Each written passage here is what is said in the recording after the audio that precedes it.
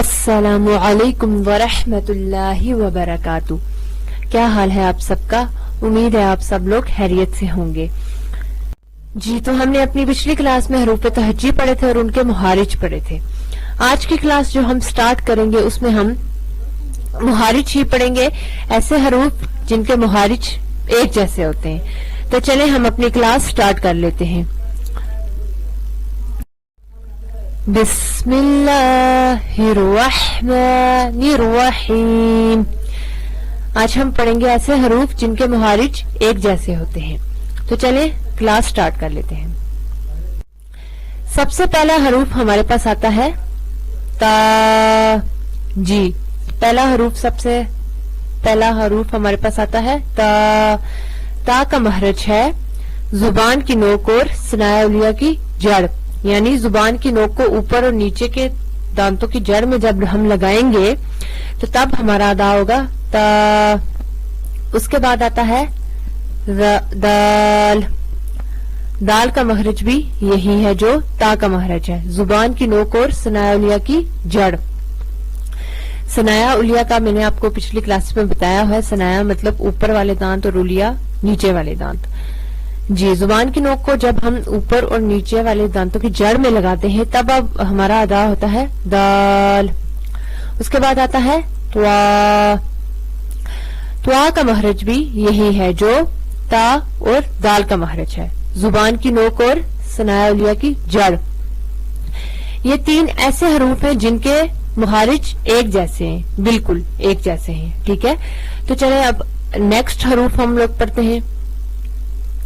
Next حروف جو ہمارے پاس آتا ہے وہ ہے سا.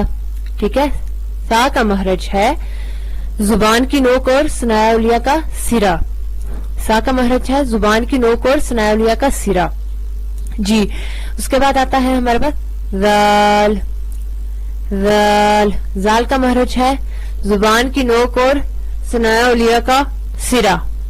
جی زال کا مخرج ہے زبان کی نوک اور ثنایا علیہ کا سرا. اس کے بعد آتا ہے زوا. زوا کا مخرج بھی یہی ہے جو سا اور زال کا مخرج ہے، زبان کی نوک اور ثنایا علیہ کا سرا. اب یہ تین حروف وہ تین حروف تھے، ان کا مخرج ایک جیسا ہے، تا دال توا. اس کے بعد ہے سا زال زوا. یہ تین حروف ہیں، ان کا مخرج بھی ایک جیسا ہے. اس کے بعد آتا ہے ہمارے پاس جو اگلا حروف ہے وہ ہے جیم. جیم کا مخرج ہے وسط زبان اور بالمقابل اوپر کا تالو. جیم کا مخرج کیا ہے؟ وسط زبان اور بالمقابل اوپر کا تالو. اس کے بعد آتا ہے ہمارے پاس شین. شین. شین کا مخرج بھی یہی ہے جو جیم کا مخرج ہے، وسط زبان اور بالمقابل اوپر کا تالو. جیم اور شین یہ دو حروف ہیں جن کا مخرج ایک جیسا ہے. ٹھیک ہے، اس کے بعد آتا ہے ہمارے پاس اگلے حروف ہے ہا. ہا کا مخرج ہے وسط حلق، حلق کا درمیان، یعنی حلق کے بیچ والا حصہ. ٹھیک ہے، اس سے ہمارا ادا ہوتا ہے ہا. اور اس کے بعد آتا ہے ہمارے پاس آئین. آئین. آئین کا مخرج بھی یہی ہے جو ہا کا مخرج ہے. مطلب ٹوٹل آج ہم نے 11 حروف پڑھے ہیں جن کے مخارج سیم ہیں. سب سے پہلے ہے آئین کا مخرج ہے وسط حلق، حلق کا درمیان. جو ہا کا مخرج ہے وہی آئین کا مخرج ہے. سب سے پہلا جو ہم نے تین حروف پڑھے ہیں وہ ہیں تا دال توا. اس کے بعد ہے سا زال زوا، ان کے مخارج سیم ہیں. اس کے بعد ہے جیم، پھر ہے شین.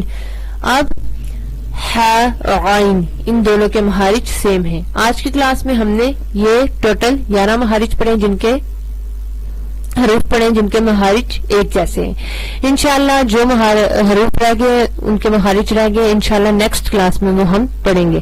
تب تک کے لیے اللہ حافظ. السلام علیکم ورحمۃ اللہ وبرکاتہ.